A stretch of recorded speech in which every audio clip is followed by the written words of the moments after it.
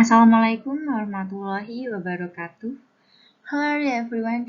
I wish you are healthy and happy too. Now, after our last meeting, we will move on into our new topic. What is it about? It is about explanation text. Like the other texts, explanation texts also have a social function. The social function of explanation text is to explain how and why something in the world happens. Now, are you ready to discuss about explanation text? So, what will we discuss in this topic? Well, first, we will talk about the social function, the structure text, and the language feature in explanation text. Yang pertama kita akan membahas atau mendiskusikan tentang fungsi sosial, struktur teks, unsur kebahasaan dari sebuah teks eksplanasi. Nah, yang kedua, kita akan mendiskusikan tentang bagaimana cara merancang teks eksplanasi menggunakan kalimat pasif yang benar dan juga menyusun sebuah teks eksplanasi sederhana. Well, what is explanation text actually? About explanation text, this is kind of text to explain each step of the process and to give reasons. Jadi, teks eksplanasi ini adalah teks yang berisi tentang sebuah proses, mengapa dan bagaimana kejadian-kejadian itu bisa terjadi. Biasanya, kita temukan di dalam teks yang isinya kejadian alam, sosial, ilmu pengetahuan, budaya, sejarah, dan yang lain-lainnya lagi. Karena kejadian-kejadian itu selalu memiliki hubungan sebab akibat dan juga proses. Nah, sesungguhnya explanation text itu terbagi menjadi dua tipe. Yang pertama adalah sequential explanation yang mendescribe natural and non-natural phenomena. Yang kedua adalah cause-effect explanation, link causes and effect in explaining how and why a phenomenon occurs. Jadi kalau yang pertama itu mendeskripsikan natural dan non-natural fenomena, kalau yang kedua dia akan menjelaskan menggunakan cause and effect tentang bagaimana and why, kenapa sesuatu fenomena itu terjadi. Nah, sebelum kita melihat bagaimana sih contoh text explanation atau explanation text, kita akan melihat dulu judul-judul dari explanation text. Bisa jadi judulnya adalah How Chocolate is Made. Bisa juga Why Eiffel Tower was Built, atau How Does Rain Happen, atau yang terakhir ada How a Tsunami Happens. Nah, kalau misalnya kalian punya contoh lain dari judul explanation text, silahkan ditinggalkan di kolom komentar karena akan mendapatkan nilai tambahan.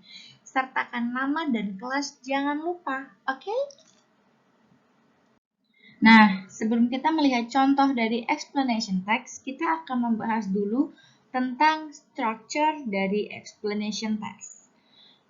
Strukturnya terbagi menjadi 3. Yang pertama, adanya title atau judul yang mengidentify the topic to be explained. Jadi, di judul ini nanti kita bisa mengidentifikasi atau kita bisa lihat topik apa yang kira-kira akan dijelaskan.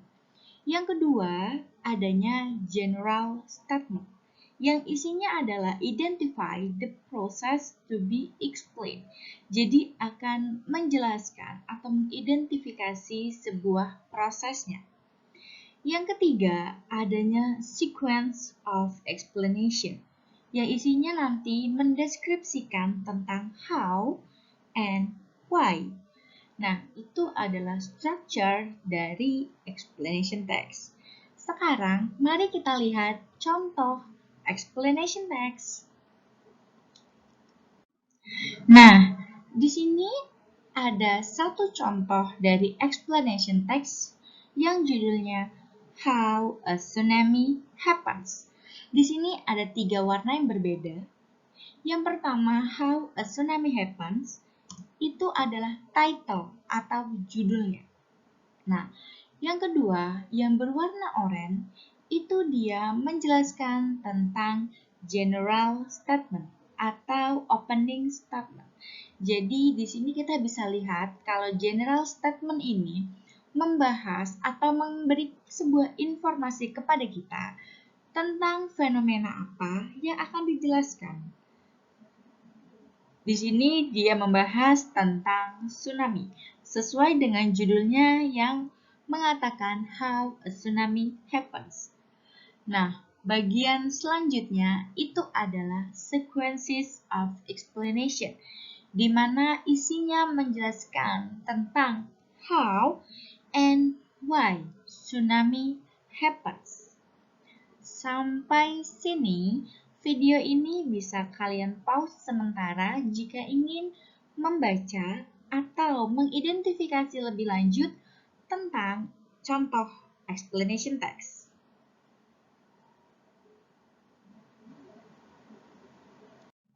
Nah, kita lanjut kembali ya. Sekarang kita akan membahas tentang language feature. Sama seperti teks-teks pada umumnya yang mempunyai language feature sendiri, explanation text juga memilikinya. Ada 6 hal. Yang pertama, featuring generic participant.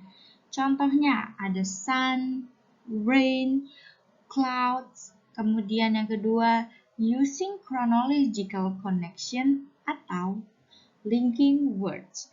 Biasanya ada kata to begin, with, next, in general, for instance, and so on and so on. Yang ketiga, yang nantinya juga akan kita pelajari, yang bisa saja menjadi hal baru untuk kalian, yaitu using passive voice. Yang keempat, using simple present tense.